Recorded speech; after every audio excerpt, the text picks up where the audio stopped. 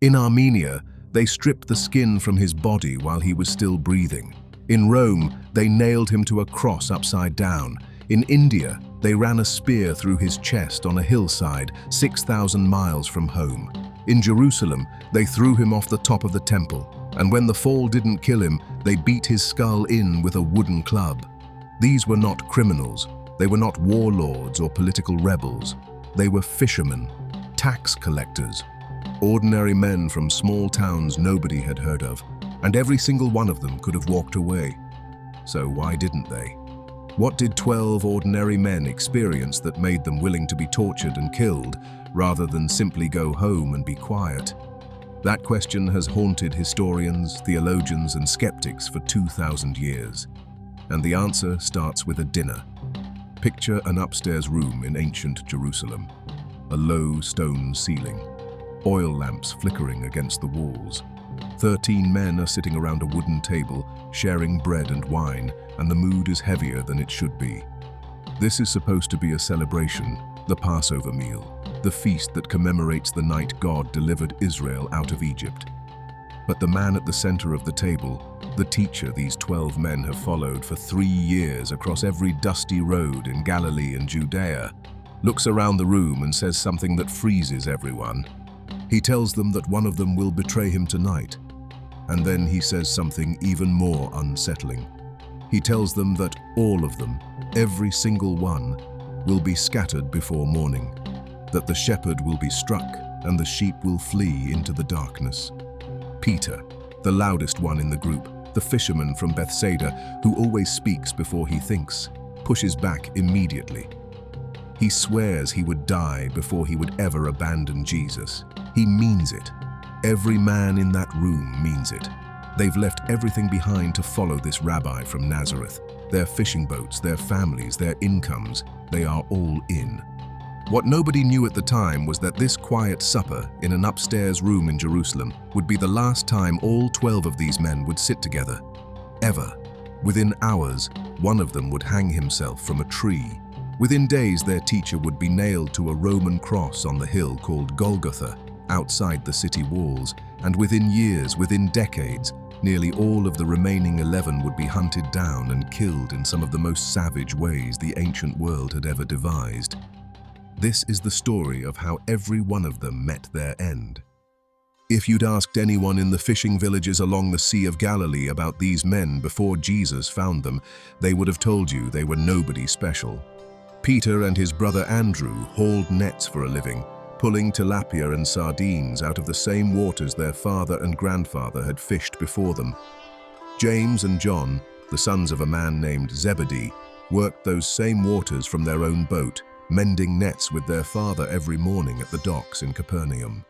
Matthew sat in a tax booth on the road near the town gate, collecting tolls and customs fees for the Roman Empire, which made him one of the most despised men in the entire district. Tax collectors in first-century Judea were viewed as traitors, collaborators who profited from their own people's suffering under occupation. The rest of the 12 were scattered across the region, living the kind of quiet, anonymous lives that ancient history never bothers recording. And then a traveling rabbi from Nazareth walked along the shore of the Sea of Galilee one morning and said 2 words: "Follow me." That was it. No long pitch, no salary negotiation, no promises of influence or glory or safety, just follow me. And they did. They dropped their nets. They left their families standing on the shore. Matthew walked away from the money sitting on his table, and they followed a man they barely knew into the complete unknown. For 3 years, these 12 men traveled with Jesus across the ancient landscape of Palestine. They walked the rocky trails of the Galilee hills, slept under the stars near the Jordan River, and ate meals in the homes of strangers. They watched him heal the blind man at the pool of Siloam in Jerusalem, pressing mud onto sightless eyes and sending him to wash. They saw him reach out and touch a leper when everyone else in the crowd backed away in horror. They were there on the hillside near Bethsaida when he fed 5,000 people with 5 loaves of bread and 2 fish, the crowd stretching across the green slope like a living carpet. They sat in the boat on the Sea of Galilee during a violent storm, terrified that they were going to drown, and watched him stand up and speak to the wind and the waves, and the water went flat in an instant. They listened to him teach in the synagogues of Capernaum and argue with the Pharisees in the marble courts of the temple in Jerusalem. They heard him tell parables about lost sons returning home, about hidden treasure buried in fields, about seeds falling on different kinds of soil.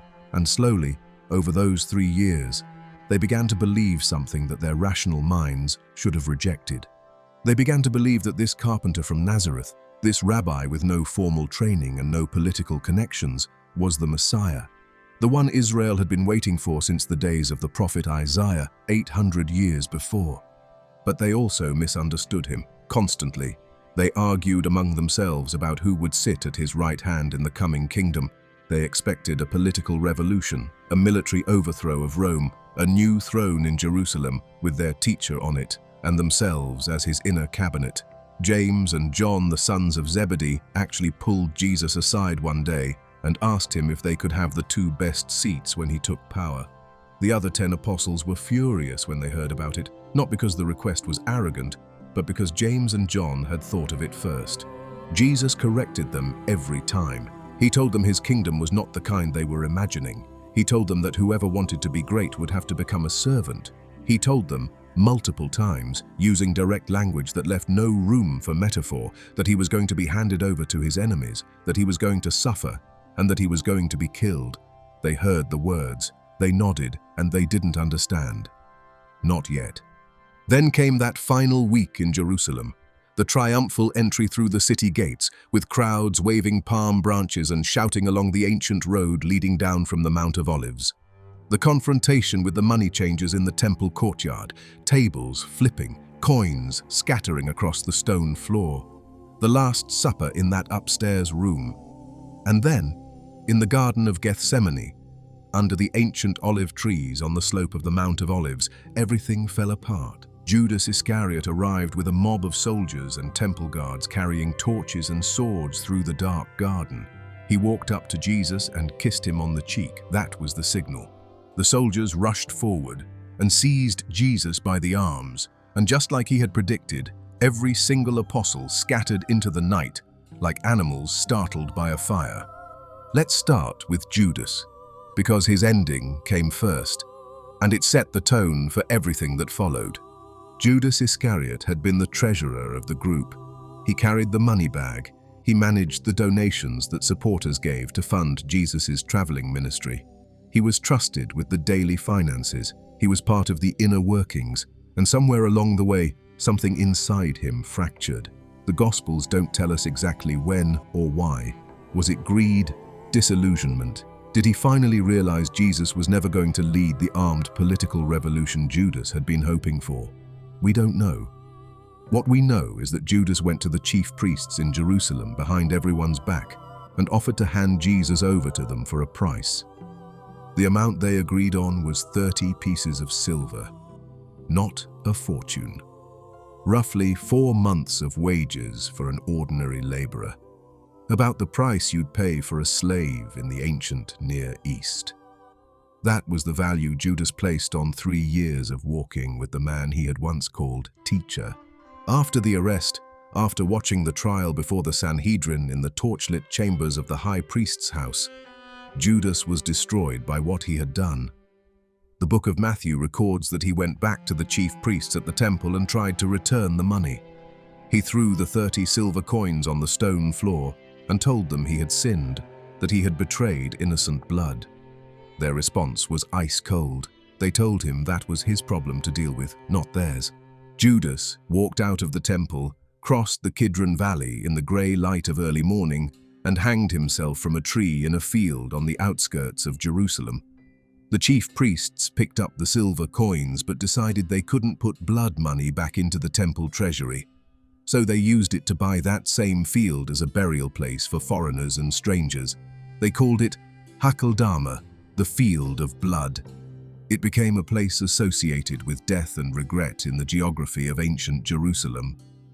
According to tradition, you can still visit the site today in the Hinnom Valley, just south of the old city walls, a barren slope overlooking the ravine where the valley drops away beneath the southern wall.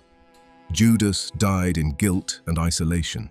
He died knowing exactly what he had done and finding no way to undo it. And this is the first thing worth understanding about the apostles' deaths. Judas is the only one who died running away from what he believed. Every other apostle who died in this story died running toward it. After the crucifixion on Golgotha, after the burial in the rock-cut tomb belonging to Joseph of Arimathea, after the resurrection that transformed a group of terrified men hiding behind locked doors in Jerusalem into the most relentless missionaries the ancient world had ever encountered, the remaining 11 apostles stood on the Mount of Olives and watched Jesus ascend into the sky. They were left with a mission and no instruction manual. Go into all the world. Make disciples of every nation. Baptize them. Teach them. The book of Acts records what happened next. They stayed in Jerusalem at first, praying in an upper room, probably the same room where they had shared the Last Supper. They chose Matthias to replace Judas through the casting of lots. Then came the day of Pentecost, when the Holy Spirit descended on them like tongues of fire in that crowded room, and they began speaking in languages they had never learned. Peter, the same man who had denied Jesus 3 times in a courtyard just weeks earlier, stood up and preached to the crowds gathered in Jerusalem for the festival, and 3,000 people were baptized that day on the steps leading down to the pool of Siloam. The early church erupted into existence like something had been uncorked. But so did the persecution, and it started at the top. The first apostle to be martyred after Judas's suicide was James, the son of Zebedee. He was one of the inner circle, one of the 3 closest to Jesus, along with Peter and John. James had been on the mountaintop when Jesus was transfigured, his face shining like the sun, and his robes turning white as light on the slopes of Mount Hermon. He had been in the Garden of Gethsemane the night of the arrest, close enough to hear Jesus praying in agony under the olive trees. He had witnessed things the other apostles hadn't been invited to see. Around the year 44 AD, King Herod Agrippa I launched a campaign of persecution against the leaders of the early Christian church in Jerusalem. Herod Agrippa was the grandson of Herod the Great, the same paranoid king who had ordered the slaughter of infant boys in Bethlehem decades earlier when he heard that a rival king had been born. Political violence and religious manipulation ran deep in this family's blood. Herod Agrippa wanted to consolidate his power with the Jewish religious establishment, and the fastest way to do that was to go after the Christian leaders who were disrupting the social and spiritual order in Jerusalem. He arrested James and had him executed by the sword. The book of Acts records it in a single verse. One verse. No dramatic trial scene, no long imprisonment, no farewell speech, just a quick, brutal beheading inside the walls of Jerusalem, carried out on the orders of a king trying to win political favor. James became the first of the 12 apostles to die for the faith, and his death sent a clear message to every believer in the city. The apostles were not untouchable. They were not protected by some invisible shield. They could be arrested, they could be killed, and nobody in power was going to stop it. This decision seemed small at the time. It wasn't, because it opened the floodgate. Herod Agrippa saw how enthusiastically the religious leaders and the Jerusalem elite received the news of James's execution. It was politically useful, so he went after the biggest target left. He arrested Peter. Peter was thrown into a prison in Jerusalem, chained between 2 soldiers, with 16 soldiers total assigned to guard him in rotating shifts. The early church, panicked and grieving the loss of James, gathered in homes across the city and prayed desperately for Peter's release. And according to the book of Acts, in the middle of the night, an angel appeared in the dark prison cell, struck Peter on the side to wake him up, and told him to get dressed. The chains fell off his wrists. The angel led him past every guard station, and the massive iron gate at the prison entrance swung open on its own. Peter walked out onto the cool night streets of Jerusalem, still half asleep, not entirely sure if he was dreaming or awake. He went to the house of Mary, the mother of John Mark, where believers had gathered to pray for him. He knocked on the door. A servant girl named Rhoda answered, heard his voice, and was so overwhelmed with shock that she ran back inside to tell the others without actually opening the door. Peter stood outside knocking until they finally let him in. Peter escaped that night, but the road ahead of him was long, and it led somewhere far more dangerous than a prison cell in Jerusalem. After leaving the city, Peter traveled extensively. He preached in Antioch, the bustling metropolis in ancient Syria, a city of 500,000 people where the followers of Jesus were first called Christians. He journeyed through Asia Minor, the vast peninsula of modern-day Turkey, visiting the young scattered churches in cities like Pontus, Galatia, Cappadocia, and Bithynia. The letters he wrote to these communities, preserved in the New Testament as 1st and 2nd Peter, read like messages from a man who knows he's running out of time. They're among the most personal and emotionally raw documents in early Christian literature. And eventually, Peter made his way to Rome, the capital of the empire that had killed his teacher. A city of over 1 million people, the largest and most dominant metropolis in the ancient world. Marble temples and triumphal arches lined the forum. The Tiber River wound through the heart of the city past warehouses and tenement blocks stacked 5 and 6 stories high. And on the Palatine Hill, in an increasingly unstable palace, sat an emperor named Nero. In July of the year 64 AD, a catastrophic fire swept through the city of Rome. It burned for 6 days and 7 nights, devouring entire neighborhoods, leaping across streets and alleyways, consuming homes and shops and temples. By the time the flames were finally extinguished, 10 of Rome's 14 districts had been damaged or completely destroyed. Ancient neighborhoods that had stood for centuries were reduced to smoking rubble. Hundreds of thousands of Romans were left homeless, camping in the fields and open spaces outside the city walls. Rome needed someone to blame. Rumors spread that Nero himself had ordered the fire to clear space for a massive new palace complex he wanted to build. Whether that was true or not, Nero deflected the suspicion by pointing his finger at an easy target: the Christians. The Roman historian Tacitus recorded what followed, and what he described is one of the darkest chapters in the ancient world. Christians were rounded up across the city. Some were sewn into animal skins and torn apart by dogs in the imperial gardens on Vatican Hill while spectators watched. Others were nailed to crosses and displayed along the roads leading into Rome, and some were covered in pitch and oil and set on fire at night to serve as human torches, lighting the pathways of Nero's garden parties while the emperor rode among them in his chariot. Tacitus, who was no friend of Christians himself, described the spectacle as so extreme and so grotesque that it actually generated sympathy for the victims among the Roman population. Even the people of Rome thought Nero had gone too far. Peter was caught in this wave of persecution. According to the early church father Origen, writing in the 3rd century and drawing on even earlier traditions, Peter was sentenced to crucifixion in Rome during Nero's campaign of terror. But Peter made one final request. He asked to be crucified upside down, head toward the ground, feet toward the sky. The reason, according to the tradition recorded by multiple early sources, was that Peter did not consider himself worthy to die in the same position as his Lord. He wanted his death to reflect the distance he felt between himself and the teacher he had once denied 3 times in the courtyard of the high priest's house, while a charcoal fire crackled and a rooster crowed at dawn in Jerusalem. Think about that for a moment. Really think about it. This was a man who had stepped out of a boat and walked on the surface of the Sea of Galilee, and then sank because fear overtook his faith.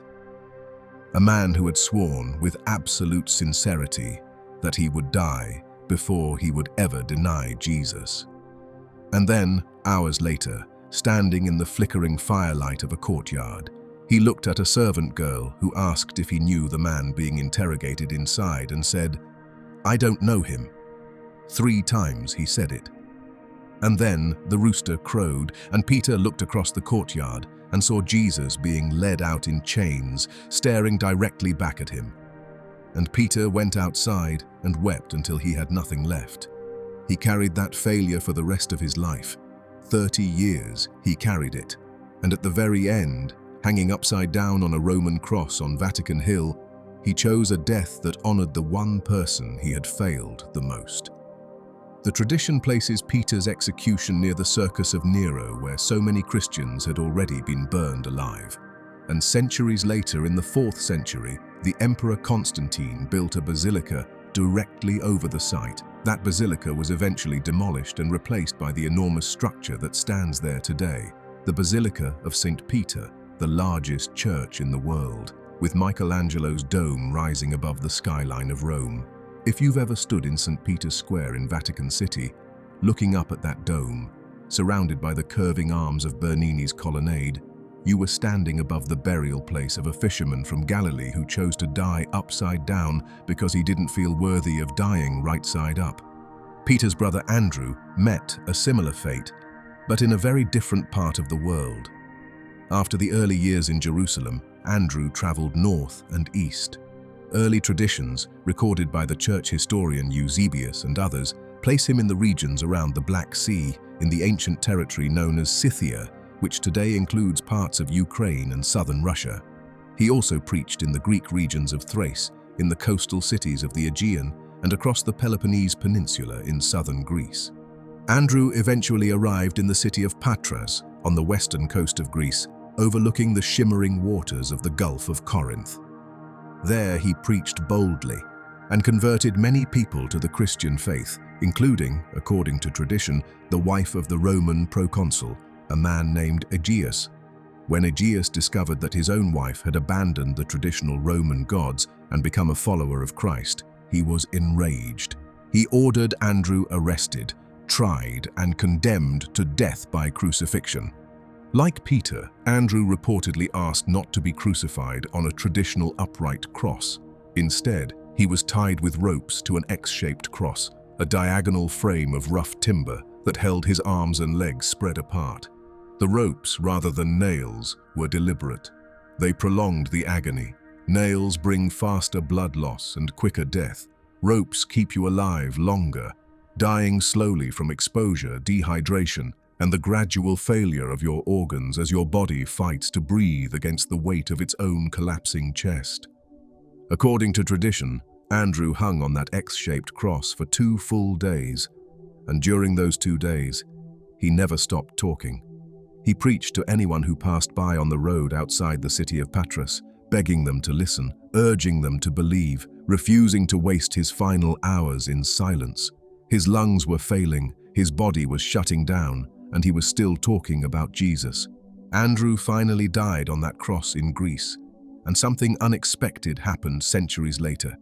The X-shaped cross of St. Andrew became one of the most recognized symbols in the world. It appears on the flag of Scotland, a white diagonal cross on a blue field, because a legend says that Andrew's relics were brought to Scotland by a monk in the 8th century.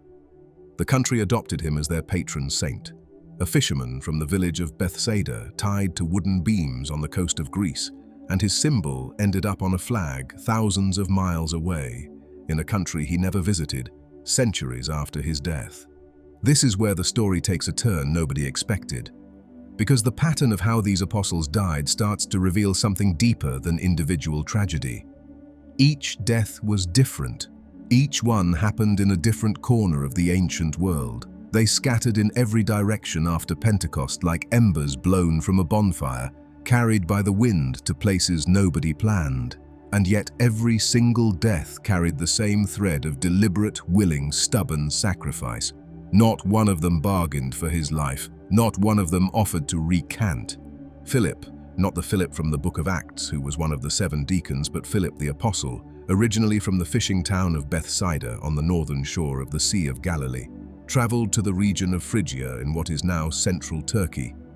He settled in the city of Hierapolis, a prosperous Roman spa town famous for its mineral hot springs and its white travertine terraces, the cascading white calcium cliffs that tourists still visit today at the site known as Pamukkale.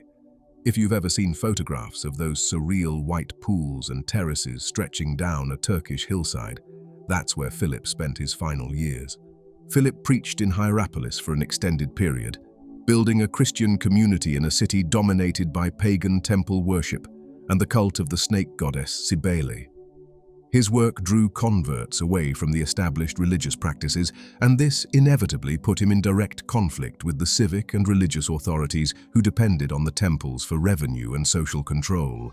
The accounts of Philip's death vary between early sources. Some traditions, including the apocryphal Acts of Philip, say he was crucified upside down, similar to Peter. Others report that he was hung from a hook or suspended from a pillar by his ankles. The historian Eusebius, writing in the 4th century, confirms that Philip died and was buried in Hierapolis. In 2011, Italian archaeologists excavating the ruins of a large 5th century church on the hillside above the ancient city announced they had discovered what they believed to be Philip's tomb. The structure had been built directly over a 1st century Roman-era burial, and the location matched centuries of local tradition about where the apostle had been laid to rest. His bones may still lie there today, under the white cliffs of Pamukkale. If Philip's death sounds harsh, the fate of Bartholomew makes it look merciful. Bartholomew, believed by most scholars to be the same person as Nathanael in the Gospel of John, was one of the very first apostles Jesus called. He's the man Jesus pointed to and described as a true Israelite in whom there was no deceit. That moment happened near the shore of the Sea of Galilee, when Philip brought his friend Nathanael to meet Jesus, and Nathanael was openly skeptical. "Can anything good come from Nazareth?" he asked. Jesus saw him coming and read him like an open book before he said a single word. After the ascension, Bartholomew traveled farther than almost anyone in the group. The historian Eusebius and the church writer Pantaenus reported that Bartholomew carried a copy of the Gospel of Matthew, written in Hebrew, all the way to India. He also preached in Mesopotamia, the ancient land between the Tigris and Euphrates rivers, in modern-day Iraq. He traveled through the cities of Persia, and eventually, he made his way to Armenia, the mountainous kingdom at the crossroads of Europe and Asia, a land of dramatic peaks and deep green valleys between the Black Sea and the Caspian Sea. In Armenia, Bartholomew's preaching was devastatingly effective. He converted members of the royal family. He converted thousands of ordinary men and women in the cities and villages scattered across the Armenian highlands. And this success made him extremely dangerous to the local pagan establishment and to King Astyages, the brother of the more sympathetic Armenian ruler Polemius, whom Bartholomew had brought to the faith. Astyages ordered Bartholomew captured, and what happened next is one of the most horrific martyrdoms in all of Christian history. According to multiple early traditions from both Eastern and Western church sources, Bartholomew was flayed alive. His skin was cut and peeled from his living body, strip by strip, while he was conscious and aware. Some accounts say he was then beheaded. Others say he was crucified after being skinned.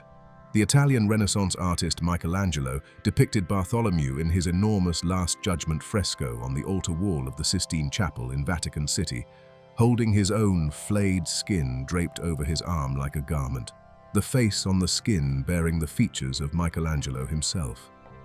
It remains one of the most haunting images in all of Western art, and if you've been inside the Sistine Chapel and looked up at that wall, you've looked at Bartholomew's face staring back. Bartholomew's death planted a seed that would grow into something enormous. Armenia later became the first nation in recorded history to officially adopt Christianity as its state religion in the year 301 AD, nearly a full decade before the Roman Empire followed suit. The foundation of that national faith traces directly back to the work of Bartholomew and another apostle, Thaddaeus, who we'll come to shortly. A man who was skinned alive in the Armenian mountains became the spiritual father of an entire civilization. His suffering didn't end a movement. It built a nation. Pay attention to this next detail, because it explains what drove every one of these men forward. Matthew, the former tax collector, the man who had once sat behind a wooden table in Capernaum collecting tolls and customs duties for the Roman Empire, while his own neighbors cursed his name and spit on the ground as they passed, traveled south after the early years of the church in Jerusalem. Early traditions place him in Ethiopia, the ancient kingdom in the Horn of Africa, a land of high plateaus and river valleys stretching south of Egypt along the headwaters of the Blue Nile. Some sources also place Matthew in Persia or in the region around the Caspian Sea for part of his missionary work. In Ethiopia, Matthew established Christian communities among the people living along the upper reaches of the Nile and in the highland cities of the kingdom. The details of his death are less precisely documented than some of the other apostles, but the most consistent tradition, recorded by Clement of Alexandria and later repeated by multiple early church writers, says Matthew was killed by the sword. Either beheaded or stabbed while preaching, on the orders of a local ruler whose political or religious authority was threatened by the growing Christian community Matthew had built in the Ethiopian highlands. The transformation of Matthew's life is one of the most dramatic in the entire group. This was a man who had built his entire career on extraction, taking money from people under the threat of Roman military authority. Tax collectors in first-century Judea occupied the lowest rung of the social ladder in the eyes of their own people. They were grouped alongside sinners and prostitutes in the rabbinical writings. They were barred from serving as witnesses in court. They were considered ritually unclean. Matthew went from that to giving away everything he had and everything he was. He went from profiting off human suffering to dying in a foreign land, trying to relieve it. That's not a career change. That's the demolition and complete reconstruction of a human soul. Thomas, the one everybody calls Doubting Thomas, the apostle with the most famous reputation and the most misunderstood legacy in the entire group. Thomas traveled farther from Jerusalem than any other apostle, and his journey is one of the most extraordinary stories in the ancient world. After the resurrection, Thomas was the apostle who refused to believe Jesus was alive until he could physically verify it with his own hands. The other 10 told him they had seen the risen Lord standing in the room with them.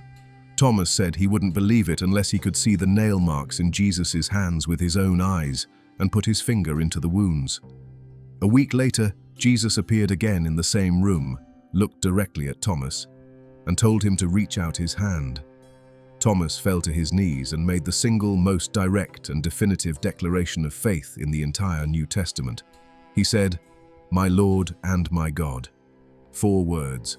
The doubter, the skeptic, the one who needed evidence, produced the clearest confession of who Jesus was that any apostle ever spoke.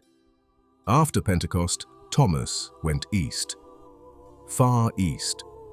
According to the Acts of Thomas, a text dating to the early centuries of the Church, and according to multiple Indian Christian traditions that stretch back over 1,000 years, Thomas traveled overland and by sea to the southwestern coast of India. He arrived at the ancient trading port of Muziris on the Malabar coast, in what is now the state of Kerala in southern India, around the year 52 AD. The journey itself was staggering. India was not unknown to the Roman world. Trade routes had connected the Mediterranean to the subcontinent for centuries. Ships sailed from the Red Sea ports of Egypt, caught the monsoon winds across the Indian Ocean, and arrived weeks later at the pepper-producing coast of southern India, carrying wine, olive oil, and Roman gold coins, and returning with black pepper, cinnamon, silk, and precious stones. Thomas likely traveled along one of these established maritime routes, crossing the same ocean that separated the world he knew from the world he was about to enter. Thomas preached among the Jewish trading communities established along the Kerala coast, then spread his message to the local population.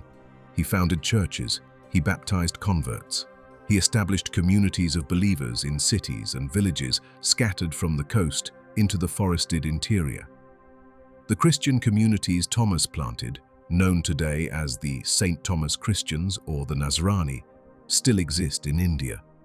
Over 6 million people in the state of Kerala trace their Christian heritage directly to the Apostle Thomas. They maintain ancient liturgical traditions, including Syriac language prayers and customs that predate European Christianity by centuries. When the Portuguese arrived in India in the 1500s, they were stunned to find an established Christian community that had been there for 1,500 years already. Thomas eventually traveled from the western coast to the eastern coast of India, arriving in the area around the city of Milapur near modern-day Chennai. And there, around the year 72 AD, he was killed. The most consistent traditions report that Thomas was praying on a rocky hillside now called St. Thomas Mount, when he was attacked by a group of men. Whether they were Brahmin priests who saw his conversions as a threat to the social and religious order, or local soldiers acting on orders from a hostile ruler, the result was the same. Thomas was run through with a spear or lance on that hill, far from the shores of Galilee, far from the streets of Jerusalem, far from anyone who had known him in his old life. If you visit Chennai today, you can climb St. Thomas Mount and stand on the spot where tradition says the apostle fell. A small church sits on the summit. Inside is an ancient stone cross that local tradition attributes to Thomas himself. A man who demanded physical proof of the resurrection traveled over 6,000 miles to die on a hill in India, proclaiming it was true. If you've been following this story closely, you've started to notice a pattern. These men didn't scatter randomly after Jesus ascended from the Mount of Olives. They divided the known world between them like generals planning a campaign they knew they wouldn't survive. Peter went west to Rome. Andrew went north to Greece and the Black Sea. Thomas went east to India. Bartholomew climbed into the mountains of Armenia. Matthew went south to Ethiopia. Philip settled in Asia Minor. They radiated outward from Jerusalem in every direction, each one carrying the same message to a completely different corner of the ancient world. And each one walked that road knowing it was almost certainly a one-way trip. If this video has been worth your time so far, hit the subscribe button. We break down stories like this every week, connecting ancient texts to the questions people are still wrestling with today. By the middle of the 1st century, the apostles' missionary journeys had carried Christianity far beyond its origins in the small towns of Galilee and the streets of Jerusalem. And the deaths kept coming. James, the son of Alphaeus, sometimes called James the Less to distinguish him from James, the son of Zebedee, who was beheaded by Herod, is one of the more mysterious apostles. The Gospels mention him by name in the lists of the 12, but give almost no details about his specific words or actions during Jesus' ministry. He exists in the text like a quiet figure standing at the edge of the group, present for everything, visible in very little. After the ascension, traditions differ on the details of his ministry. Some early sources identify this James with James the Just, who became the leader of the Jerusalem church, though many historians treat them as separate individuals. What the traditions do agree on is the manner of his death, and it is among the most disturbing in the entire story. According to the 2nd century Jewish Christian historian Hegesippus, whose detailed account was preserved word for word by the church historian Eusebius, James was brought to the pinnacle of the temple in Jerusalem. The pinnacle was the highest point of the temple complex, a southeast corner wall that dropped hundreds of feet into the Kidron Valley below. It was the same spot where tradition says Satan tempted Jesus to throw himself down during the temptation in the wilderness. James was told to stand at the edge and renounce his faith in front of the crowds gathered in the temple courts far below. Instead of denying Jesus, he proclaimed him as the Son of God to everyone within earshot. He used his execution platform as a pulpit. They threw him off. The fall did not kill him. He crashed onto the stones of the Kidron Valley, his body shattered, his bones broken, but somehow still alive. And lying in the dust and blood at the base of the temple wall, James began to pray. He prayed for the people who had just thrown him from the roof. The specific prayer recorded by Hegesippus echoes the very words Jesus spoke from the cross on Golgotha: "Father, forgive them, for they do not know what they are doing." A fuller, a man who worked in the cloth trade processing and whitening fabric, stepped forward from the gathering crowd. He was carrying the heavy wooden club used for beating cloth. He brought it down on James's skull and killed him. A man thrown from the highest point of the temple in Jerusalem, surviving the fall, kneeling in the valley below, praying for the people who had just tried to murder him, and then beaten to death with a laundry tool. The echoes of Calvary in that scene were unmistakable to the early church, and they still are today. Simon the Zealot is another apostle whose life after Pentecost has to be assembled from scattered fragments of tradition across multiple ancient sources. His title, the Zealot, is significant. The Zealots were a radical political faction in 1st century Judea that advocated violent armed resistance against Roman occupation. They were the militants, the knife carriers, the men who believed that the only path to liberation was through blood. If Simon truly came from this background, then his decision to follow Jesus, a teacher who preached turning the other cheek and loving your enemies, represents one of the most radical ideological transformations in the group. Simon traded guerrilla warfare for a gospel of peace. After the scattering of the apostles, various traditions send Simon to different corners of the world. Some say he preached in Egypt, traveling along the Nile. Others place him in North Africa, in the ancient regions of Libya and Cyrenaica. The most widely cited and oldest traditions place Simon's final years in Persia, the vast empire stretching from modern-day Iran toward the borders of India, where he reportedly joined forces with another apostle, Thaddaeus. The traditions about Simon's death are brutal but consistent in their core details. Some sources say he was crucified in Persia. Others, in a detail that has haunted Christian art for centuries, say he was sawn in half with a wooden saw, one of the most gruesome execution methods in the ancient world. The most common version of the story places his death alongside Thaddaeus, both of them killed during a violent confrontation in a pagan temple, executed for refusing to sacrifice to the sun god during a public festival. A former zealot revolutionary who had once believed that violence was the answer to everything, died without raising a hand in his own defense. He proclaimed a kingdom that had no borders, no armies, and no political agenda, and it cost him his life. Thaddaeus, also called Judas, the son of James, or Lebbaeus in some ancient manuscripts, is probably the least famous of all the 12 apostles. He appears once in the Gospel of John during the Last Supper, asking Jesus a question about why he would reveal himself to the disciples but not to the entire world. That brief exchange in the upper room in Jerusalem is essentially the only direct dialogue we have from Thaddaeus in the entire New Testament. One question, that's his whole speaking role. But after the ascension, Thaddaeus' story opens up considerably in the early church traditions. He is credited with bringing Christianity to the ancient kingdom of Edessa, a small but strategically important city-state in Upper Mesopotamia, in what is now southeastern Turkey near the Syrian border. According to the historian Eusebius, who claims to have personally examined the original correspondence in the archives of Edessa, King Abgar V had heard reports of Jesus' miracles and sent a letter to Jerusalem requesting that Jesus visit Edessa and heal him of a serious illness. Jesus reportedly sent a reply promising that after his ascension, he would send one of his followers. That follower, according to the tradition, was Thaddaeus. Thaddaeus preached in Edessa, reportedly healing King Abgar and converting him to the faith.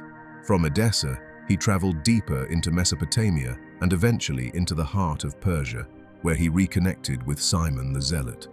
Together, the two apostles traveled across the Persian Empire, establishing Christian communities in cities and towns along the ancient trade routes that wound between the Tigris and Euphrates rivers and into the mountains of modern Iran. The consistent tradition holds that both Simon and Thaddaeus were martyred together in Persia. Thaddaeus was reportedly killed with an axe or a halberd, struck down while preaching inside a pagan temple. Two apostles from completely different worlds. One, a political radical who had carried a knife for the cause of Jewish independence, and one so quiet he nearly vanishes from the written record, traveling together through the Persian Empire, dying together for the same story they had first heard in a room in Jerusalem decades earlier. The distances these men covered on foot and by small sailing vessel are almost incomprehensible by modern standards. From the fishing villages of Galilee to the courts of Persian kings, from the shores of a freshwater lake in northern Israel to the jungles of southern India. They had no maps.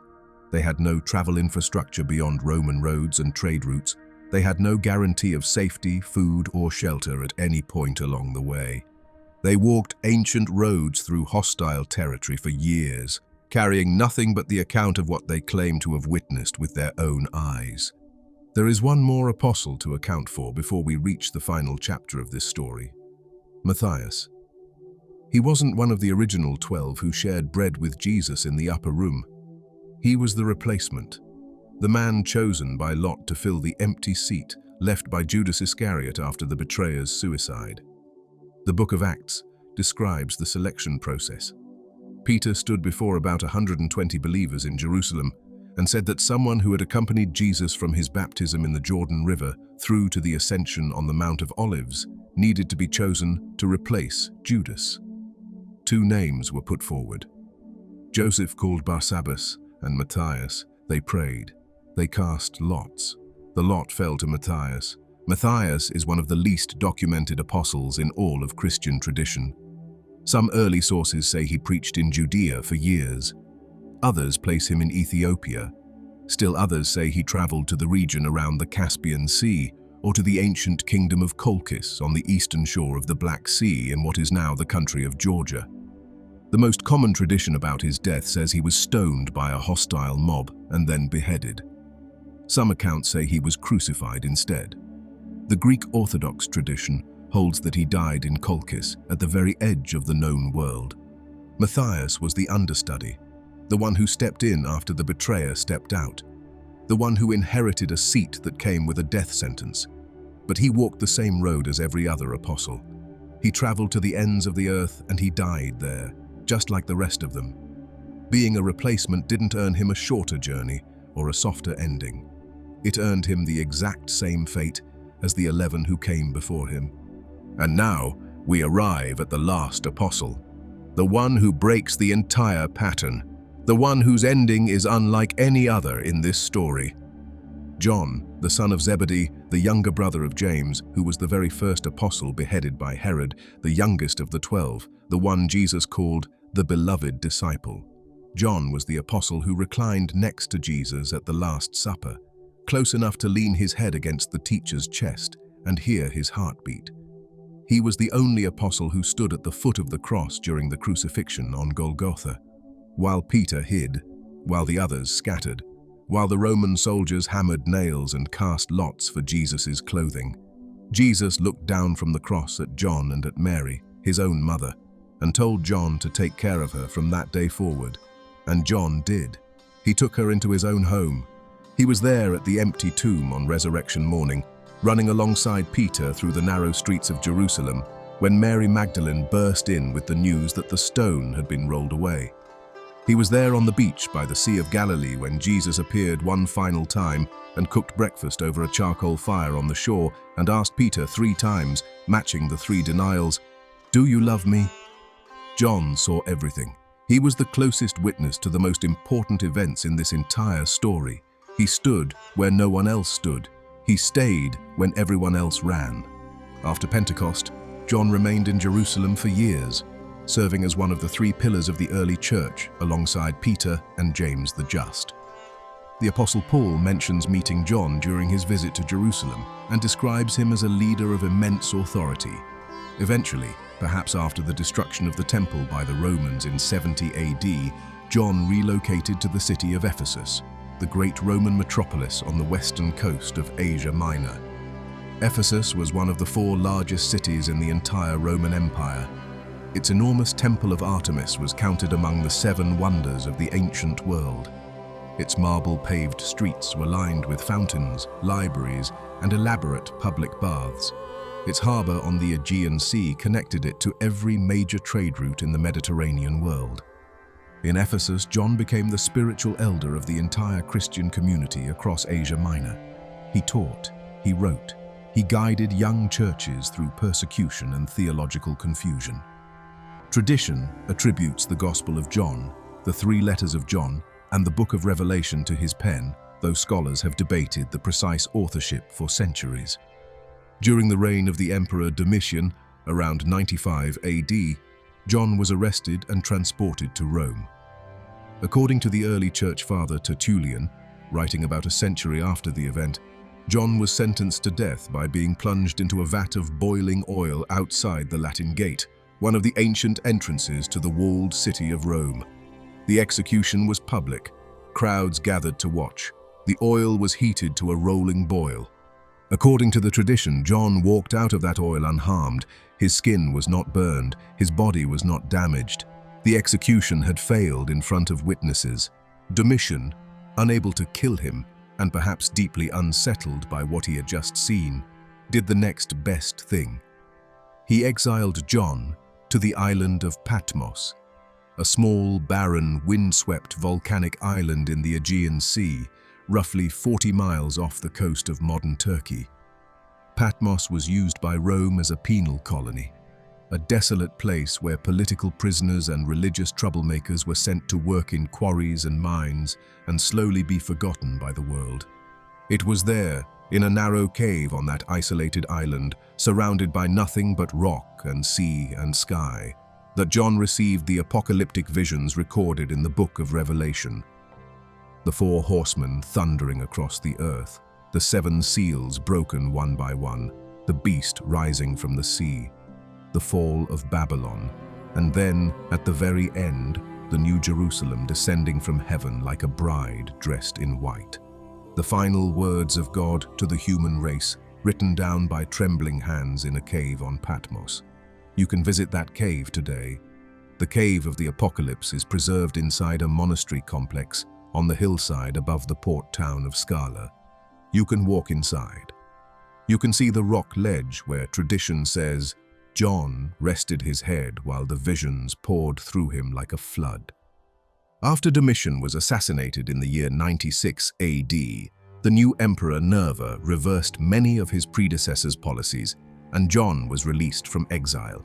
He sailed back to the coast of Asia Minor and returned to his community in Ephesus, where he lived out his final years as a very old man, continuing to teach and guide the Christians of the region. The early church father Jerome, writing in the late 4th century, recorded a detail about John's last years that has stayed with people for 1600 years. He wrote that when John became so elderly and frail that he could no longer walk to the church gatherings, his followers would carry him in on a chair. And every single time he was brought before the congregation, every single time they set him down and waited for him to speak, he would say the same thing, just one sentence. Little children, love one another. Week after week, the same words. His followers eventually grew tired of the repetition. They asked him, with some exasperation, why he always said the same thing. And John answered simply, "Because it is the Lord's command, and if only this is done, it is enough." John died of natural causes in Ephesus around the year 100 AD. He was approximately 90 to 94 years old. He was the last surviving apostle, the only one of the 12 who was not violently killed for his faith. The only one who closed his eyes for the last time in his own bed, surrounded by the community he had spent decades building. Sit with what that actually means for a moment. John outlived every single one of his closest friends in the world. He was alive when word reached the harbor of Ephesus that Peter had been crucified upside down in Rome. He had already carried the grief of his own brother James, beheaded by Herod in Jerusalem decades earlier, since he was a young man. He heard reports from travelers arriving on trade ships that Thomas had been speared in India, that Bartholomew had been skinned alive in the mountains of Armenia, that Andrew had spent 2 days dying on an X-shaped cross in Greece. One by one, year by year, every person John had shared that final supper with in Jerusalem was gone.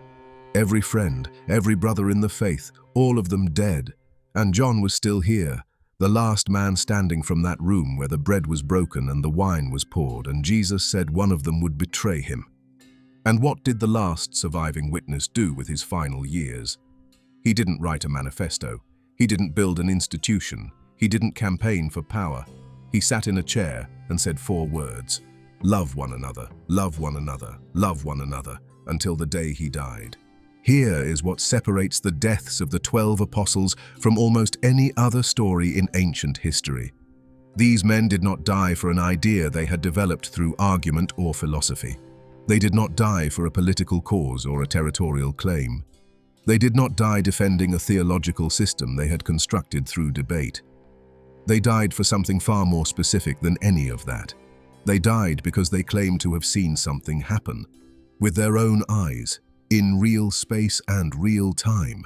They said a man who was publicly executed on a Roman cross, certified dead by professional Roman soldiers who knew exactly what a dead body looked like, placed in a sealed stone tomb, was walking and breathing and speaking to them 3 days later, standing in a room with them, eating fish with them on a beach, showing them the wounds in his hands. And then they spent the rest of their lives walking to the most dangerous places in the ancient world to tell strangers about it, knowing full well that telling the story would almost certainly get them killed. People die for sincerely held beliefs throughout history.